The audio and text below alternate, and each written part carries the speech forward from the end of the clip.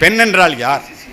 மிகச் சாதாரணமாக நினைத்து விடுகின்றோம். அர்த்தம், அத்திப்பூவை பார்த்துடலாம், வெண்ணிற காக்கையை பார்த்துடலாம், புனலிலே நீரிலே நீந்துகின்ற மீனினுடைய சுவட்டை பார்த்து விடலாமா?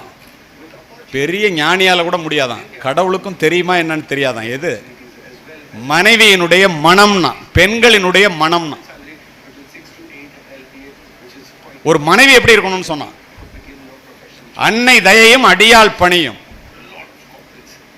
மலர்பொன்னின் அழகும் புவி பொறையும் வண்ணமுலை வேசி துயிலும் விரல் மந்திரி மதியும் உடையவளே பெண்ணா.